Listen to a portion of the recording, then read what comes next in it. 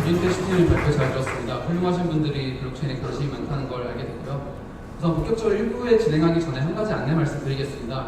모든 행사가 끝나고 네트워크 시간이 예정되어 있으니까요. 비록 아까 전에 문동기 부회장이 쓸데없이 네트워킹만 하지는 말라고 했지만 그래도 인간은 사회적인 동물이니까 디사이퍼 회원분들과 네트워킹하고 싶으신 분은 그 시간을 허용해 주시면 감사하겠습니다. 자, 이제 본격적으로 제1부에 들어가겠는데요. 제1부는 블록체인 코어 기술에 대한 발표가 준비되어 있습니다. 그 첫 번째로 Beyond the Frontier, A Thorough Analysis on Current Blockchain이라는 주제로 디사이퍼의 회장인 김재윤님께서 발표해 주시겠습니다. 박수로 맞아주세요.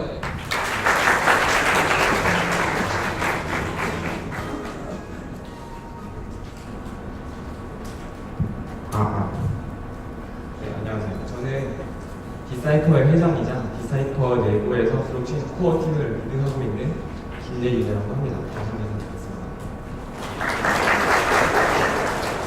우선 많이 자리해주셔서 감사하고요. 제가 오늘 발표할 주제는 방금 연태분이 말해줬듯이 Beyond the Frontier, Thorough Analysis on Current Blockchain, 다시 말해서 블록체인 기술에 대한 철저한 분석을 통해서 우리가 앞으로 어떻게 블록체인을 설계해야 되는가에 대해서 발표를 하려고 합니다. 사실 코어 기술이라는 게 굉장히 어려운 기술이기 때문에 제가 이걸 어떻게 이해를 시킬까, 저희 디사이퍼의 목표는 많은 사람들에게 기술을 전파하고 기술을 알기 쉽게 만들어서 우리 모두가 제대로 이걸 이해하고 그리고 뭔지 알고 같이 나아가고 또 여기에 매력 느낀 사람들이 있다면 같이 하고 싶은 마음에서 이루어질 단체이기 때문에 너무나 고민을 많이 했어요. 그래서 저는 최대한 쉽게 설명을 드릴 텐데요. 여러분들이 좀 집중해서 들어주시고 만약에 여기서 궁금한 게 있다면 나중에 또 질문해 주시고 혹시나 그럴 리 없다고 생각하지만 틀린 게 있다면 나중에 알려주셔서 저희 모두가 이제 제대로 된 정보를 알고 공유하고 하는 자리가 됐으면 좋겠습니다. 우선 제 소개부터 드리면요. 저는 서울대학교 전기정보공학부를 졸업하고 그리고 가상무생 최적화연구실에서 박사과정을 하고 있어요. 그리고 서울대학교 블록체인 학회인 디사이퍼 회장을 맡고 있고요. 그리고 제가 지금 진행하고 있는 연구는 원래 제가 블록체인 전에 연구를 하던 건 자바스크립트 앤 마이그레이션이라고 하는 자바스크립트 어플리케이션을 이제 실행 상태를 중지시킨 다음에 그거를 다른 디바이스로 보내가지고 재실행하는 연구를 했었고요. 그리고 지금 하고 있는 연구는 엣지 컴퓨팅이라고 하는 기술을 블록체인을 이용해가지고 엣지 컴퓨팅이 가진 단점을 극복하는 연구를 하고 있습니다. 그리고 또 하나가 있다면 기술 블록체인 거버넌스 프로토콜로서 활용할 수 있는 방안이 있지 않을까라고 생각해서 이걸 연구를 하고 있고요. 이것에 대한 것은 만약에 연구가 어느 정도 진행이 된다면 오픈 세미나라던가 그런 것들 통해서 공개를 할 예정입니다. 순서는 다음과 같고요. 먼저 블록체인을 바라보는 새로운 관점에 대해서 설명드리려고 합니다. 저희가 블록체인 코어 팀이잖아요. 블록체인 코어 팀이 블록체인 코어에 대해서 연구를 하려고 하는데 어떤 방향을 잡아야 될까? 우리가 코어 팀으로서 어떤 연구를 해야 될까라고 생각했을 때 다음 두 가지 질문 답을 해야 된다고 생각했어요. 첫 번째는 당연한 문제가 무엇인가? 우리가 블록체인 기술이 당연한 문제가 뭔지를 알아야지만 이제 어떻게 발전시킬지를 알 수 있겠죠. 그리고 이 당연한 문제를 해결할 수 있는 기술들이 하나가 어떻게 됩니까? 그 기술들이 완벽하게 문제 해결하고 있지는 않다고 생각했고요. 그 기술들이 어떻게 지금 어프로치를 하고 있고 거기서 우리가 어떻게 컨트롤 할 수 있을까, 뭘 더 개발할 수 있을까를 찾기 위해서 많이 노력을 했었습니다. 그래서 저희가 수많은 기술백서와 학습 논문들을 조사를 했었고요. 굉장히 많이 있는데요. 이 많은 백서들, 논문들을 조사를 하고 나서 얻은 단 하나의 결론이 있었어요. 굉장히 단순하고 다들 원래 알고 있는데 제대로 개념을 생각하지 못하는 개념이 있었어요. 그게 뭐냐면 바로 순서라는 것입니다. 트랜잭션 오더인 거죠. 블록체인 기술은 이 트랜잭션 오더를 해결하는 기술이고요. 이 트랜잭션 오더 때문에 수많은 문제들이 발생을 했고 이 트랜잭션 오더를 맞추기 위해서, 통일하기 위해서 굉장히 많은 프로젝트들이 노력을 하고 있습니다. 왜 트랜잭션 오더 순서가 중요할까요? 다들 아시는 이중지불 문제 때문인데요. 이 정말 기본적인 거죠. 다들 아시는 거죠. 이 이중지불 문제는 이 모순되는 트랜잭션, 다시 말해서 양립할 수 없는 트랜잭션 때문에 발생하는 문제인데요. UTX 모델에서는 하나의 UTX로 두 개의 트랜잭션을 발생을 시켰을 때 서로 모순된 트랜잭션이 발생을 하고요. 스테이트 모델에서는 합쳐서 잔고를 초과하는 두 개의 트랜잭션이 동시에 발생했을 때 그 두 개의 트랜잭션은 동시에 존재할 수 없고요. 그래서 문제가 발생을 하게 됩니다. 우리가 디지털 자산을 다루는 디지털 세계에서는 두 트랜잭션 중에서 모순된 두 개 중에서 먼저 발생한 것을 인정을 하게 돼요. 이 먼저 발생하는 걸 인정하기 때문에 순서가 되게 중요해지는 거예요. 이 이중지불 문제를 이용한 공격이 있어요. 그게 이중지불 공격이라는 것이고요. 이 이중지불 공격은 서로 모순된 트랜잭션을 발생시켜서 정당한 비용을 지불하지 않고 이득을 취하는 행위를 말해요. 이 이중지불 공격을 하는 방법에는 여러 가지 것들이 있는데 사실 승리 행위, 순서를 바꾸는 행위 등 다양한 공격 시나리오들이 있습니다.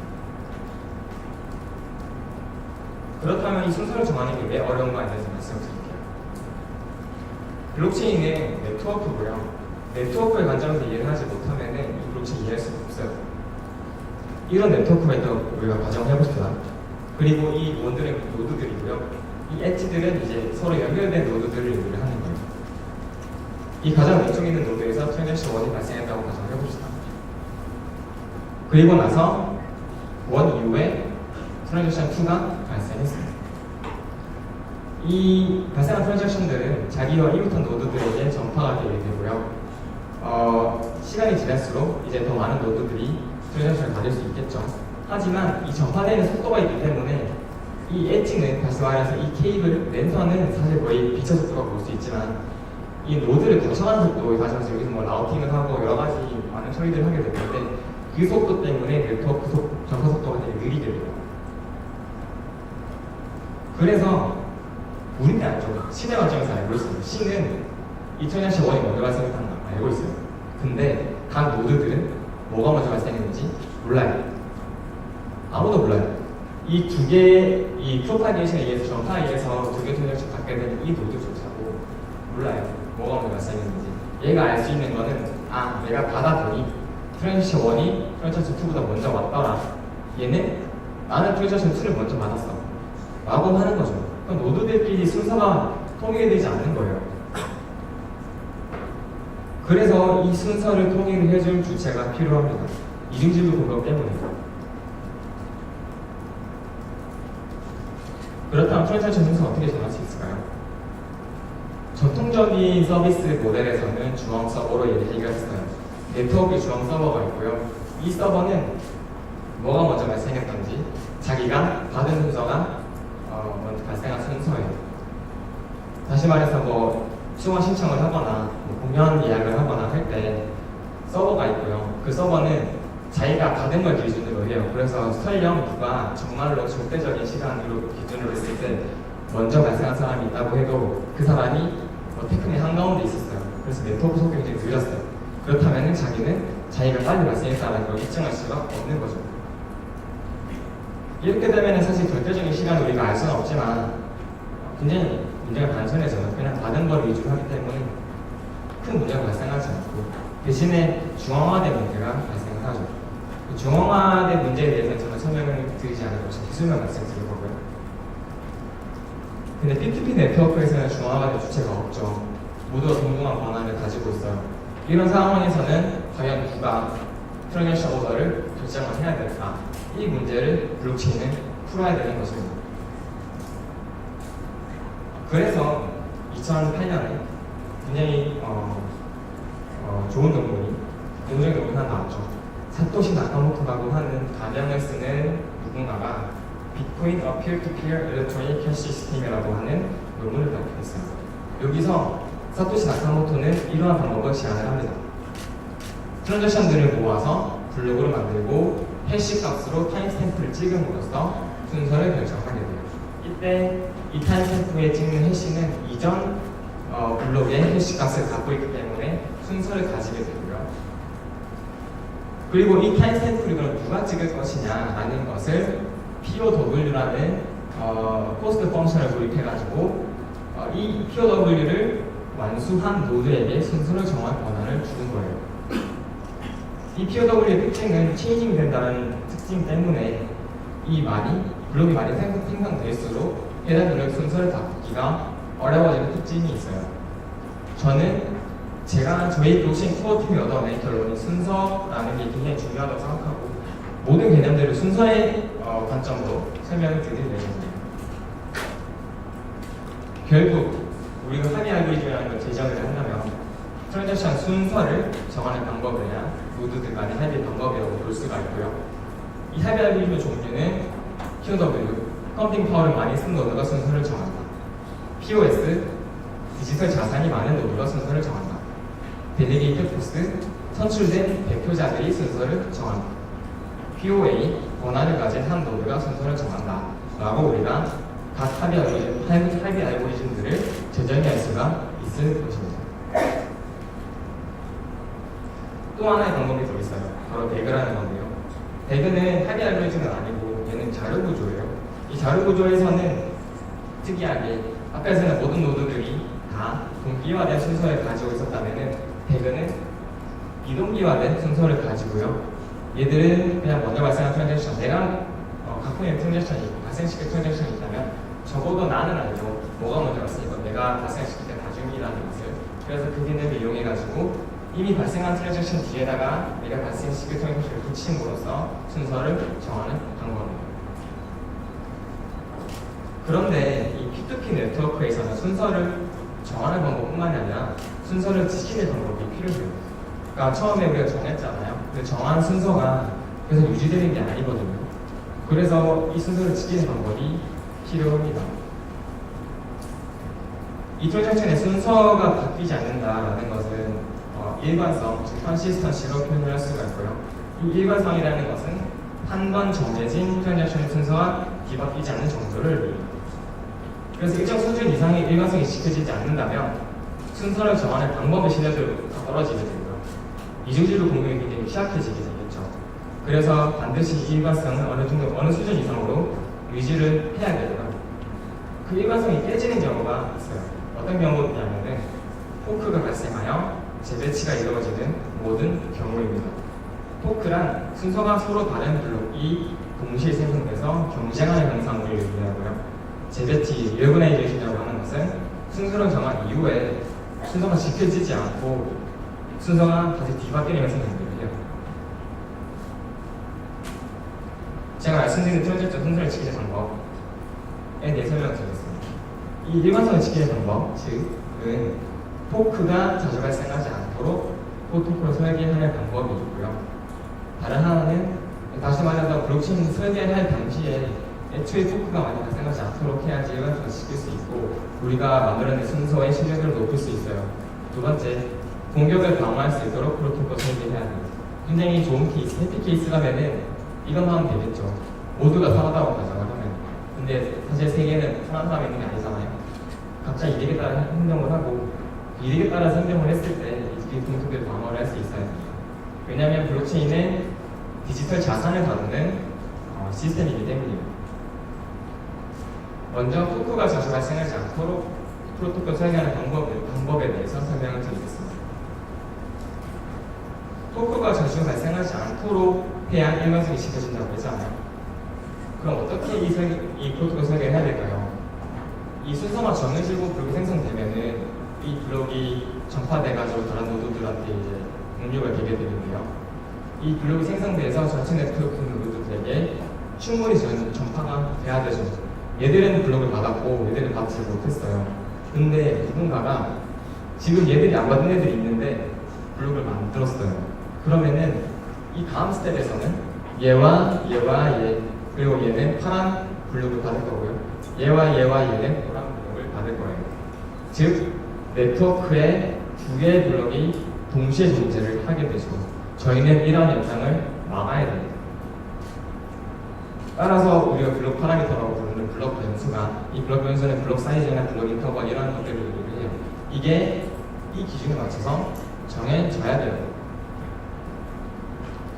그래서 2016년에 나온 On Scaling Decentralized Blockchains라는 FS라는 학회에 나온 논문을 참고를 할 수가 있는데요. 이 논문은 어제 또 제가 만들었던 커브라는 또 단체가 있어요. 커브에서 어제 이 언스케일링에 관한 논문에 대한 번역 자료를 올렸거든요. 그걸 참고하시면 더 많은 정보를 얻을 수 있을 거예요. 거기 보면 이러한 기준을 설정을 합니다. 바로 X% 프로파게이션 타임, 이건 제가 정의한 거예요. 다시 말해서 전체 네트워크의 X%의 노드에 도달하기까지 걸리는 시간이 블록 인터벌보다 짧아야 한다. 그래야지만 포크가 잘 발생하지 않을 것이다. 이 X% 프로파게이션 타임은 X% 이피션트 트루프를 이제 블록 사이즈에 나눈 값으로 취할 수가 있는데요. 다시 말해서 이 개념보다는 이게 더 쉬워요. 그냥 전체 네트워크에 얼마 이상 퍼질 때까지 블록이 만들어지면 안 돼요. 그 기준을 적용을 해보면, 그래서 TPS라는 건 이렇게 정해지는 거죠. 많은 사람들이 TPS를 어떻게 정의해야 되나, 배틀이 어떻게 되냐라고 말을 하고, 어떻게 해야 될지 혼란스러워하고, 실제 정하지도 못하니까 그냥 네트워크 오버헤드가 여기라고 가정했을 때 i7 CPU를 기준으로 시그널을 눌렀을 때 이만큼 나온다. 그럼 최대 이거라고 말을 많이 하는데요. 그게 아니라 네트워크 구축이 돼야겠죠. TPS 계산하려면. 그래서 블록 사이즈를 이제 평균 트랜잭션 사이즈로 나눈다. 다시 말해서 한 블록에 들어간 트랜잭션 개수를 블록 인터벌로 나누면 즉 TPS가 나오겠죠. 이 원스케일링 디센트럴라이즈 블록체인이라는 문문에서는 X를 90%라고 봤을 때 자기들이 생각했을 때 90%가 되게 합리적인 숫자라고 본 거예요. 그래서 90% 그 당시 2016년 당시 비트코인 네트워크의 토폴로지를 구성을 하고요. 그 기준으로 했을 때 블록 인터벌 16분이라고 했을 때 최대 블록 사이즈가 4MB를 넘으면은 폭포가 발생한다. 그래서 최대 4MB 기준으로 했을 때 초당 26.7 트랜잭션을 처리할 수 있는 것이 이론적으로 봤을 때 비트코인인 것이다 라고 결론을 내고 있어요. 만약에 S가 50%라면 블록 사이즈가 늘어날 수 있겠죠. 하지만 포크를 최소화하기 위해서는 4MB를 넘으면 안 될 거예요. 이건 2016년 당시고요. 지금의 비트코인 토폴로지도 달라졌을 수 있어요. 그럼 역시 이거 이렇게 달라졌을 수 있겠죠. 다시 말해서 이 상태에서 제가 드리고 싶은 말씀은 저희가 블록체인 속도를 얘기를 할 때 어떻게 이 파이썬을 정해야 될까 얘기를 할 때 네트워크를 빼놓고선 절대 얘기할 수가 없다는 거예요. 두 번째로 공격을 방어할 수 있도록 프로토콜을 설계해야 됩니다. 공격은 주로 트랜잭션 순서를 바꾸는 공격이고요. 이거는 주로 블록의 순서를, 트랜잭션 순서를 결정하는 마이너에 의해서 발생하게 됩니다. 이 공격에는 이중지우 공격, 이익 채굴, 이크리스 공격 등 굉장히 많은 공격들이 있고요. 너무나 많은 공격 시나리오가 있어요. 그리고 어떤 하드 알고리즘을 쓰냐에 따라서 또 다른 어택 시나리오들이 있고요. 어떤 자료 툴을 쓰냐에 따라 또 다른 시나리오들이 있어요. 그래서 우리가 블록체인 설계할 때 굉장히 어려운 점이 이제 이 블록체인 설계하고 나서도 이것들을 다 고려를 해야 되고 우리가 생각하지 못한 어택 시나리오가 굉장히 많이 있을 거기 때문에 그 부분에 대해서 고려를 해야 됩니다. 그게 가장 어려운 점이었어요. 이 공격을 방어할 수 있는 방법은 뭐냐면 바로 마이너가 공격할 양을 최대한 줄이는 거예요. 다시 말해서 저희가 공격하는 게 공격하지 않고 네트워크에 그냥 참여하는 것보다 이득이 작도록 만들어야지 공격 안 하고 참여하겠죠.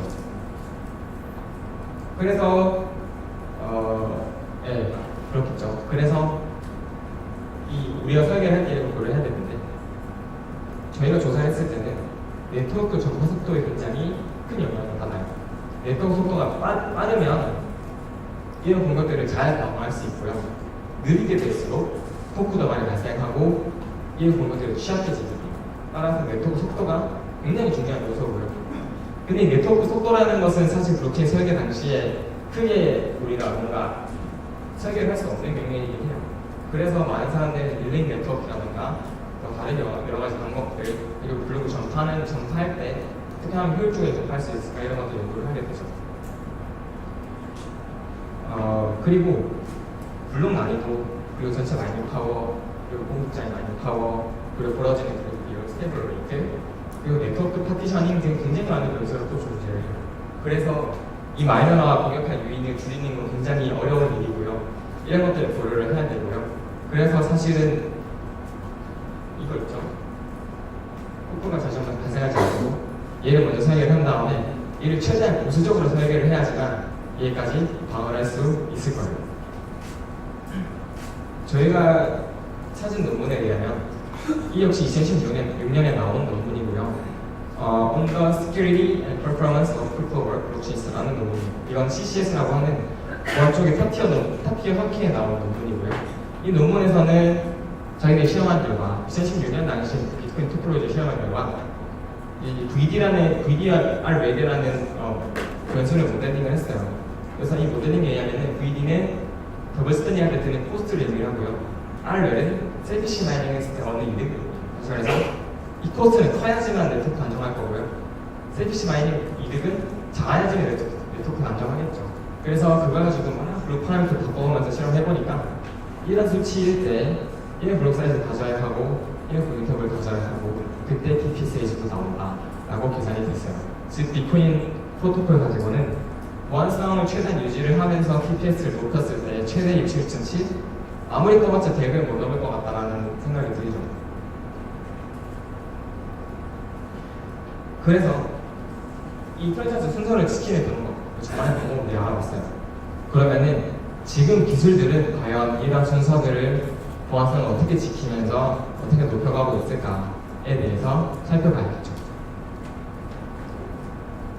먼저 용어를 정리하고 넘어갈게요. 확장성이라는 용어는 제가 순서를 기준으로 모든 것들을 다 본다고 했잖아요.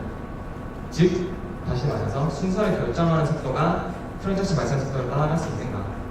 트랜잭션 많이 발생하면은 이제 그만큼 순서를 결정하는 속도가 빨라질 수 있는가를 의미를 하고요. 다시 말해서 최대 DPS라고 많이 해요. 두 번째로 즉시 결제라는 문제가 있어요. 이거는 제어 컨퍼메이션이라고 하는 문제인데요. 순서가 바로 결정되는가? 내가 트랜잭션 발생시키고 나서 그 트랜잭션이 바로 인정받을 수 있는가? 라는 거예요. 혹은 순서가 상관이 없는가? 사실 상관없으면 바로 인정이 되거든요. 근데 지금 단계에서는 좀 힘들어요. 저희가 조사했을 때는 지금의 성능 문제는 이 협장성과 즉시 결제로 크게 분류할 수 있다고 보았고요. 이 두 가지 문제를 각각 해결할 수 있는 아이디어가 무엇인지에 대해서 조사를 했습니다. 먼저 확장성 문제에 대해서 알아보겠습니다. 이거 많은 분들이 아실 거라고 생각해요. 많이 들어보셨고 굉장히 회자되고 있고. 첫 번째로 샤딩이라는 거죠. 샤딩은 네트워크를 쪼개서 나눠서 각 파티션마다 따라 순서를 정하고 나중에 그 순서들을 합치는 방법이에요. 그러면 당연히 두 개에서 순서를 변별력을 정하니까 성능이 선행적으로 증가하겠죠. 두 개니까 두 배이겠죠. 사이드체인이라는 방법이 있어요. 사이드체인에 소규모 네트워크를 만들어서 이 네트워크에서 자기들끼리 발생한 트랜잭션들을 따로 발생시켜서 그 결과값을 나중에 이 블록체인에 메인 체인에 올리는 방법이죠. 세 번째로 스테이트 채널의 방법도 있어요. 얘는 그냥 빠르게 하고 싶은 애들끼리 자기들끼리 합의하에 자기들만 한 라인을 만들어가지고 자기들끼리 순서를 정하는 방법이죠. 그리고 그 결과값은 나중에 메인 체인에 합치는 방법입니다. 앞서 나온 확장성 문제의 해결책들은 공통적으로 네트워크의 크기를 쪼개고 네트워크의 수를 늘려가지고 전환적으로 성능을 증가시키는 방법들이에요. 근데 네트워크를 쪼개면 평균 트랜잭션 왜 빨라지냐? 아까 말씀드렸듯이 병렬적으로 하기 때문에도 있지만 네트워크를 쪼갰기 때문에 평균 전파 속도가 빨라지고 다시 말해서 전체 네트워크의 몇 퍼센트 이상 노드에 도달하는 시간이 감소하겠죠. 그러면 당연히 성능 증가를 하는데 또 문제는 뭐냐면은 네트워크 우선 노드 수가 감소하잖아요. 그러면은 램포트 쓰신 비전체 단도 문제라는 논문에 따르면은 P2P 네트워크에서 이렇게 수가 줄어들게 되면은 공격이 쉬워지는 문제가 있어요. 그래서 어느 정도 이상으로는 노드 수를 유지를 시켜야 되는 문제가 발생을 하고, 그래서 이 문제 해결이 굉장히 복잡하고 어렵다고 볼 수 있습니다. 그래서 많은 프로젝트들이 저렇게 적은 수의 노드를, 그러니까 네트워크를 쪼개서 혹은 적은 노드 수로 네트워크 구성을 하고 대신에 거기에 위험할 수 있으니까 그냥 POA라던가 이런 중앙화된 알고리즘을 이용해가지고 그 위험성을 보완하려고 하고 있어요. 두 번째로 즉시 결제를 위한 아이디어입니다. 즉시 결제와 TPS와의 상관 관계를 보면요. 사실 많은 사람들이 블록체인의 TPS를 비자만큼 올려야 된다고 말을 많이 하지만, 근데 사람들은, 저도 그랬고요, 많이들 착각하는 게 TPS 올리면 결제 속도가 빨라진다고 생각해요. 사실 아니거든요. TPS가 아무리 높아져도 거래가 성사되기까지 걸리는 시간이 일정 시간 이하로 단축되지는 않아요. 다시 말해서 TPS가 막 100만, 1000만 돼도 결제했어요. 기다려야 된다고. 바로 결제가 안 돼요. 지금 현장에서 해결해요. 왜 그런지 뒤에 설명을 드릴게요. 왜 그런지는 여기 나와 있는 이중지불에 의한 재배치를 대비해서 이중지불 잘 생길 수 있잖아요. 일정 시간 기다려야 돼요. 그래서 비교기식의 말씀을 드리면 즉시 결제에 대한 얘기지. Confirmation Confidence라는 개념이 있어요. 제가 모든 자료를 한국말로 바꾸고 싶었는데 이건 제가 한국말로 바꾸지 못했어요. 뭐라고 해야 될지 모르겠거든요. 얘는 그냥 confirm이 막 일어났을 때 얼마나 신뢰할 수 있냐, 즉 특정한 블록의 순서가 뒤바뀔 확률이 어떻게 되느냐, 그 확률을 의미하는 값이고요. 파이널리티, 즉 확정이라는 것은 순서가 더 이상 바뀌지 않을 것이 확정된다는 걸 의미하는 거예요. 이 파이널리티는 만약에 프로버빌리스트가 확률적인 블록체인 협의하는 시스템에서는 컨퍼메이션 컨퍼런스가 일정 수준 이하로 내려가서 순서가 바뀔 확률이 희박한 상태까지 기다리는 방법이에요. 비트코인이나 이더리움 이런 방법을 많이 쓰고 있죠. 즉 보시면은 트랜잭션이 발생하고 블록이 당기기까지의 시간이 걸리고요. 블록이 당기고 나서 QW로 뒤에 블록이 많이 붙어가지고 이 블록이 더 이상 리어그되지 않을 정도의 확률. 비트코인에서는 6개 정도 가면은 0.02%라서 컨퍼메이션 컨퍼런스가 0.02%라서 뒤바뀌지 않을 것이다 라고 가정을 하고 6컨펌 이상 되면은 보통 인정을 하죠. 다시 말해서 근데 이 하나가 10분이니까 1시간이 걸려야 돼요. 그래서 제가 이거를 정의하고 싶어가지고 그 파이널리티까지 걸리는 시간이 얼마냐에 대해서 이걸 정의하는 용어가 과연 무엇일까 찾아봤는데 그걸 못 찾았어요. 만약 아시는 분 있으면 저한테 좀 알려주세요. 몰라가지고 제가 하는 정의를 했어요. 바로 세틀먼트 타임이라고 정의를 했고요. 결제할 때까지 걸리는 시간을 의미하고 얘는 트랜잭션이 그렇게 당기기까지 걸리는 시간과 당기고 나서부터 파이널리티까지 걸리는 시간을 합친 시간을 의미하게 됩니다. 즉 저희는 비자만큼의 TPS를 가지고 비자만큼의 결제 속도를 가지려면 바로 세틀먼트 타임을 반드시 고려를 해야 되는 거예요. 그렇다면 이 제로 컨퍼메이션, 즉시 결제를 구현한 아이디어들은 무엇이 있는가? 첫 번째로 비트코인 캐시가 있어요. 비트코인 캐시는 비트코인 캐시가 비트코인에서 블록 사이즈를 심리학으로 늘린 거잖아요. 블록 사이즈 많이 늘렸잖아요. 그럼 프로파일 결제 타임이 감소하거든요. 그럼 얘는 당연히 보안성도 떨어지고 당연히 속도도 느릴 것이고 할 거라고 예상이 되지만 얘는 이런 것들을 구현하고 있어요. 어떻게 구현을 하냐? 첫 번째로는 비트코인 캐시가 가진 강력한 마이닝 파워로 중앙화된 서비스를 제공하기 때문에 지금은 좀 달라진 것 같긴 한데요. 굉장히 빠른 네트워크 속도와 큰 마이닝 파워를 이용해가지고 이런 것들을 제공하고 두 번째로 RBF라고 하는 리플레이스 바이 피를 없앴어요. 다시 말해서 얘는 어떤 사람이 처음에 트랜잭션을 보내고 나서 더 비싼 수수료를 이용해가지고 다시 트랜잭션을 보냈을 때 비트코인은 더 비싼 거를 블록에 넣었거든요. 근데 비트코인 캐시는 아무리 비싼 피를 담아가지고 같은 GTX로 트랜잭션 발생시켜도 인정하지 않아요. 그런 걸 이용해서 트랜잭션이 블록이 전파되지 않더라도 트랜잭션이 전파됐을 때 그 트랜잭션을 인정하는 방법을 쓰고 있고요. 실제로 비트코인 캐시 지갑을 써보시면은 트랜잭션 발생시킨 바로 지갑에 들어와요. 그러다가 누군가가 인증을 해버리면은 지갑 밸류가 바뀌어요. 빠른 대신에 뭔가 좀 위험한 방법을 쓰고 있어요. 그리고 태그가 있어요. 태그는 비동기적으로 트랜잭션 유효성과 순서를 승인받는 방법이고요.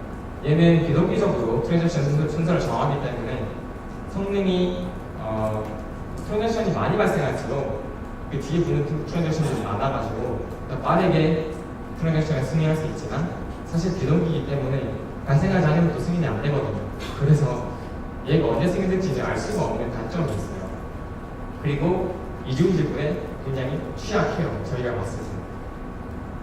결국 지금 나와 있는 탈중화 프로젝트들을 보면 제로 컨퍼메이션에 대한 어떤 완벽한 해결책을 가진 것들을 찾아내지 못했고요. 스냅 머신이라고 하는 비트코인에서 자판기에서 비트코인을 쓸 수 있는 솔루션, 쓸 수 있는 기술을 여러 기술에 대해서 발표한 논문이 있는데 그 논문을 찾아봐도 어떻게 하는 거냐면은 네트워크 속도를 굉장히 빠르게 만들고 그리고 프레젠테이션을 보냈을 때 다른 노드를 받다가 나한테 돌아오는 시간을 보고 다른 노드가 내가 보낸 프레젠테이션이 나한테 다시 돌아오면은 얘가 어느 정도 프로젝트구나 라고 해서 그 시간이 지나면은 승인할 방법을 쓰고 있는데 역시 사실 공격이 취약한 면이 있어요.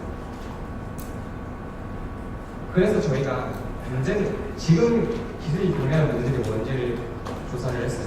물론 정말 최근에 있는 프로젝트들은 저희가 조사를 하지 못했지만 가장 메이저하고 좋은 프로젝트들을 조사를 했고요. 이걸 바탕으로 그럼 우리가 어떻게 문제 해결할 수 있을까에 대한 아이디어를 간단히 설명하고 넘어가려고 합니다. 첫 번째는 저희가 순서를 한번 정했어요. 이 블록 뒤에 순서를 정한 블록이 생겼어요. 그런데 이제 POW에서는 보통 블록체인에서는 긴 체인에 인정하기 때문에 여기부터 얘는 벌어지죠. 근데 얘는 보시면은 얘 다음 얘가 발생했다는 얘가 정했거든요. 정해진 순서를 버리는 거예요. 저희는 그냥 아깝다고 생각했고 이거 맞는 테스트 들었을 거고 그러면은 얘는 나중에 얘는 여기 갔을 때 이러지 말고 그냥 이 정한 순서가 얘와 서로 소원하다면 다시 말해서 서로 모순이 없다면 인정해주자. 그럼 어떨까? 라는 아이디어로 확장성을 해결하면 어떨까라고 생각을 했고요. 두 번째로 제로 컨퍼메이션에 대해서 이중지불 공간에 들어가는 비용이 있잖아요. 그럼 그 비용 이하의 금액을 적용하게 되면 즉시 퍼포먼 수 있지 않을까. 왜냐면은 더 스페닝 하려면은 그 금액 이상의 돈을 들어야 되는데 그 소액 결제를 위해서 더 큰 금액을 들어서 마이닝하는 손해니까 안 하지 않을까? 근데 그거 역시 뭐 3중, 4중 공격을 할 수가 있겠죠. 이런 것들을 저희가 우리는 그냥 순서가 바뀌어버리는 거 허용하자.